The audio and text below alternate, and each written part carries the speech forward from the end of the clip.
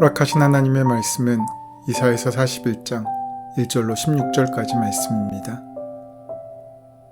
섬들아 내 앞에 잠잠하라. 민족들아 힘을 새롭게 하라. 가까이 나아오라. 그리고 말하라. 우리가 서로 재판자리에 가까이 나아가자. 누가 동방에서 사람을 일깨워서 공의로 그를 불러 자기 발 앞에 이르게 하였느냐. 열국을 그의 앞에 넘겨주며 그가 왕들을 다스리게 하되 그들이 그의 칼에 티끌 같게 그의 활에 불리는 초계 같게 하매 그가 그들을 쫓아가서 그의 발로 가보지 못한 길을 안전히 지났나니 이 일을 누가 행하였느냐 누가 이루었느냐 누가 처음부터 만대를 불러내었느냐 나 여호와라 처음에도 나요 나중 있을 자에게도 내가 곧 그니라.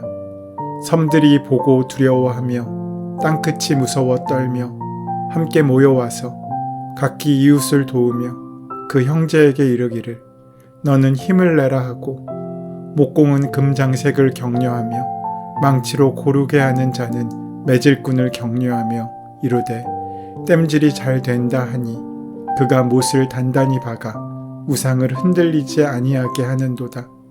그러나 나의 종 너 이스라엘아 내가 택한 야곱아 나의 벗 아브라함의 자손아 내가 땅끝에서부터 너를 붙들며 땅 모퉁이에서부터 너를 부르고 내게 이르기를 너는 나의 종이라 내가 너를 택하고 싫어하여 버리지 아니하였다 하였노라. 두려워하지 말라 내가 너와 함께함이라. 놀라지 말라 나는 내 하나님이 됨이라. 내가 너를 굳세게 하리라. 참으로 너를 도와주리라. 참으로 나의 의로운 오른손으로 너를 붙들리라. 보라 내게 노하던 자들이 수치와 욕을 당할 것이요 너와 다투던 자들이 아무것도 아닌 것 같이 될 것이며 멸망할 것이라. 내가 찾아도 너와 싸우던 자들을 만나지 못할 것이요 너를 치는 자들은 아무것도 아닌 것 같고 허무한 것 같이 되리니 이는 나 여호와 너의 하나님이 내 오른손을 붙들고 내게 이르기를 두려워하지 말라 내가 너를 도우리라 할 것임이니라. 버러지 같은 너 야곱아 너희 이스라엘 사람들아 두려워하지 말라 나 여호와가 말하노니 내가 너를 도울 것이라. 내 구속자는 이스라엘의 거룩한 이인이라. 보라 내가 너를 이가 날카로운 새 타작기로 삼으리니 내가 산들을 쳐서 부스러기를 만들 것이며 작은 산들을 겨같이 만들 것이라. 내가 그들을 까부른즉 바람이 그들을 날리겠고 회오리 바람이 그들을 흩어버릴 것이로되 너는 여호와로 말미암아 즐거워하겠고 이스라엘의 거룩한 이로 말미암아 자랑하리라. 오늘 허락하신 말씀인 이사야서 41장에서도 하나님께서는 나라를 잃고 포로로 잡혀가 살아가는 유다 백성들에게 힘과 위로와 소망을 주는 말씀을 들려주십니다. 이사야 선지자의 입을 통하여 전해진 예언의 말씀입니다. 나라가 빼앗겼고 바벨론의 포로가 되었고 잡혀간 바로 그 자리에서 신음하고 아파하겠지만 그곳에 하나님의 위로가 임하고 그 위로를 받고 그들은 현실을 딛고 일어서게 될 것입니다. 사실 그들은 나라를 잃을 만했습니다. 왜냐하면 하나님께서 그렇게 간절히 말씀하셨고 수많은 선지자들을 보내어 돌아오라 돌아오라 너희의 마음을 하나님께 돌리고 말씀 앞에 회개하고 순종하라라고 말씀하셨음에도 불구하고 그 말씀을 듣지 않고 자기 멋대로 살았기 때문입니다. 헛된 우상을 섬겼고 그 우상 앞에 절하며 거룩한 삶을 버렸습니다. 그래서 그들은 나라를 잃었고 포로로 잡혀가게 된 것입니다. 그러나 그들이 가장 힘들고 어려운 상황 가운데 있을 때 하나님은 그들에게 나타나셨고 위로의 음성을 들려주십니다. 바벨론 포로 가운데 있을 때 그들이 가장 견디기 힘들었던 것은 육체적 고통도 물질적인 궁핍도 아니었습니다. 그것은 그들이 더 이상 일어날 수 없을 거라는 절망, 그리고 영원히 이 일이 이어질 것 같은 불안감이 가장 큰 고통이었습니다. 내일은 꿈꿀 수 없는 인생만큼 처절한 인생이 없습니다.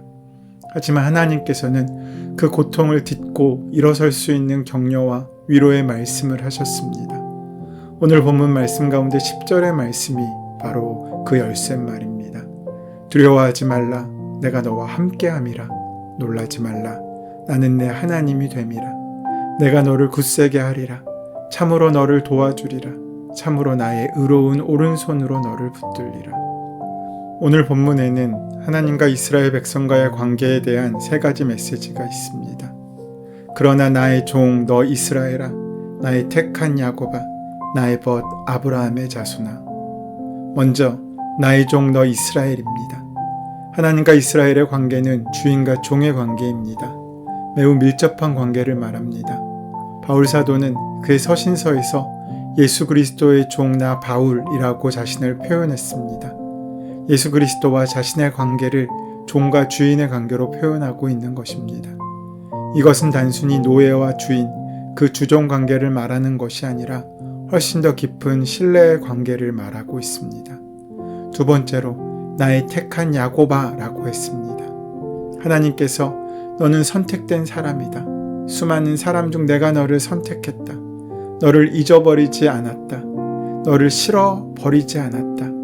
너는 내가 진주처럼 보석처럼 가장 아끼고 내가 선택한 사람이다 라고 그 관계를 말씀해 주셨습니다. 세 번째로 나의 벗 아브라함의 자손아 라고 말씀하십니다. 하나님께서는 친구라고 이스라엘을 부르십니다. 하나님은 이스라엘을 이런 관계의 대상으로 보셨지만 이스라엘은 그렇지 못했습니다. 정상적인 관계가 계속될 때는 불안하지 않고 두렵지 않습니다.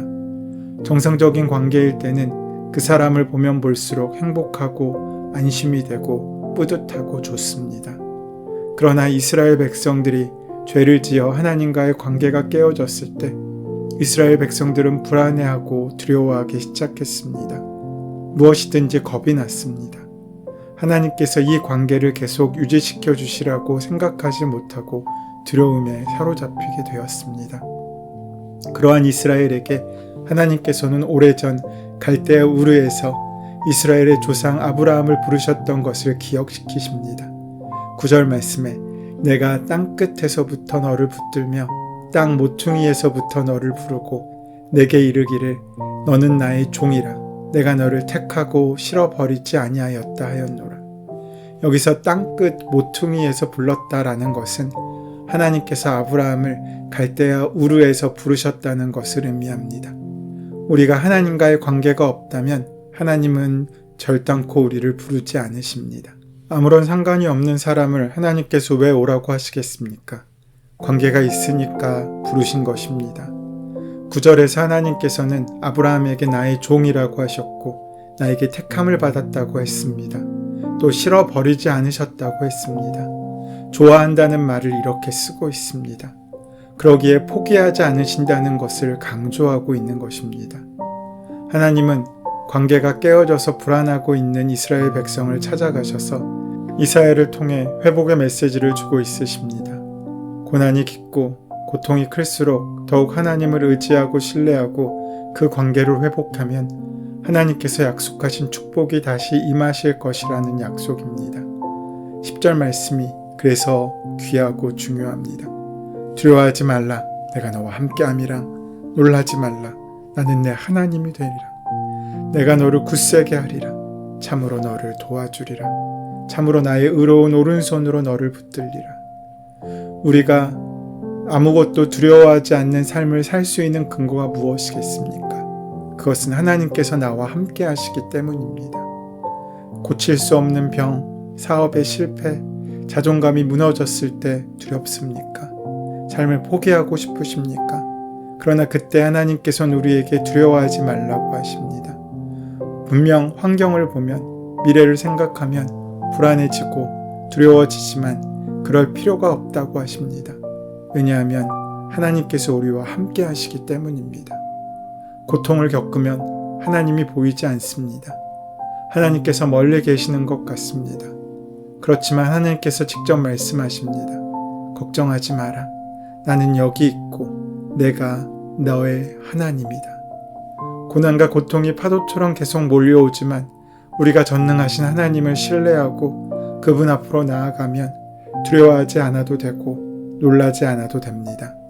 우리가 어떤 고통도 이겨낼 수 있고 어떤 두려움도 이겨낼 수 있게 되기 때문입니다.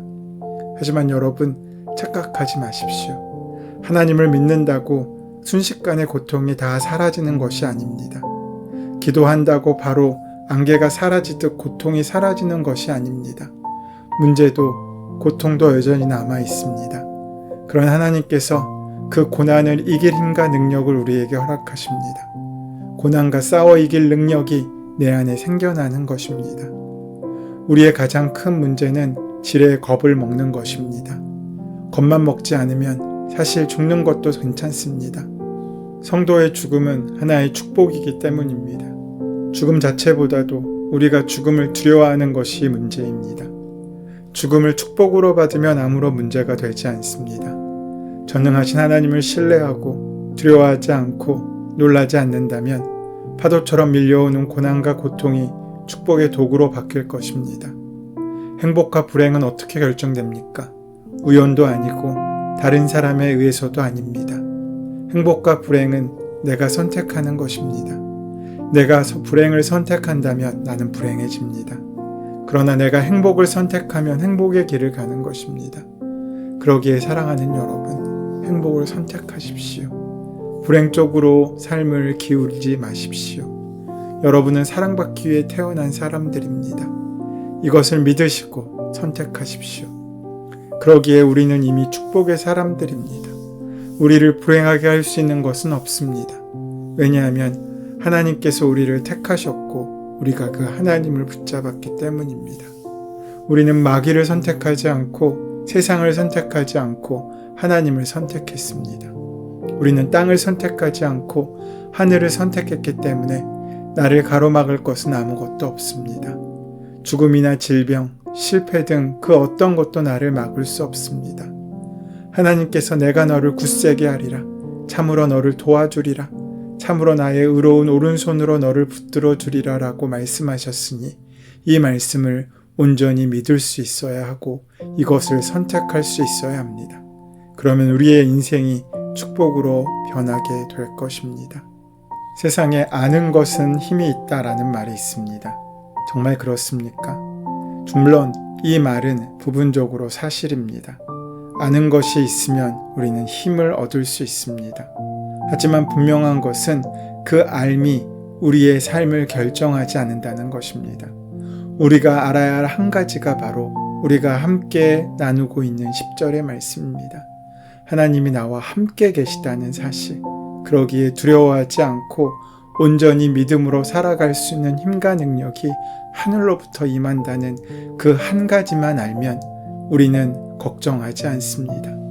하지만 하나님을 모르고 세상의 것을 너무나 많이 알고 있다면 그 많이 아는 것은 우리에게 근심의 이유가 될 수밖에 없습니다. 그러하기에 세상의 모든 것들 가운데 무지하여도 하나님의 은혜에 관해서는 지혜로운 우리가 될 수 있어야 합니다. 그래서 믿음을 영적인 것으로 바꿀 수 있어야 합니다. 그래서 우리의 영이 튼튼해지고 우리의 시선이 하늘을 향할 때 우리에게 시온의 그 축복의 대로가 열릴 것입니다. 믿음의 삶을 살면 안 되는 것도 되는 삶이 되고 없는 것도 있어지고 불가능한 것도 가능해지게 되는 것입니다. 믿음을 받아들이십시오. 그러면 불안이 없어집니다. 그리고 찬송이 시작될 것입니다. 기쁨이 시작될 것입니다. 감사가 시작될 것입니다. 말씀 안에 있으면 또 이 믿음을 가지면 우리 모두를 괴롭히는 요소와 악인들이 눈 깜짝할 사이에 사라질 것입니다. 악인들이 왜 사라집니까? 왜 멸망하고 수치를 당하며 당신을 만날 수 없게 되겠습니까? 그것은 여러분이 잘나고 똑똑해서가 아니라 하나님께서 우리를 보호하시기 때문입니다. 13절의 말씀입니다. 이는 나 여호와 너의 하나님이 내 오른손을 붙들고 내게 이르기를 두려워 말라. 내가 너를 도우리라 할 것임이니라. 여러분, 내가 하나님을 붙잡는 것이 아니라 하나님께서 나를 붙들어 주고 계신 것입니다.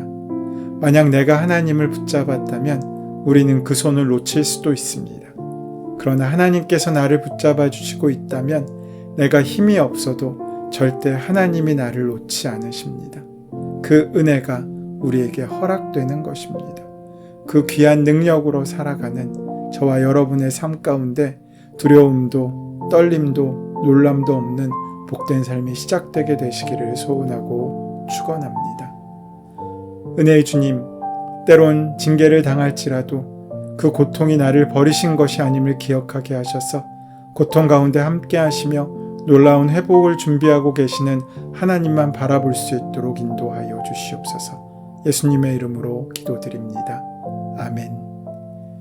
이제 오늘 이 아침 우리에게 허락하신 오늘 본문의 말씀이 지금 나에게 말씀하고자 원하시는 하나님의 마음을 만날 수 있게 되기 위하여 본문의 말씀을 깊이 묵상하시고 함께 기도하는 시간 가지도록 하겠습니다.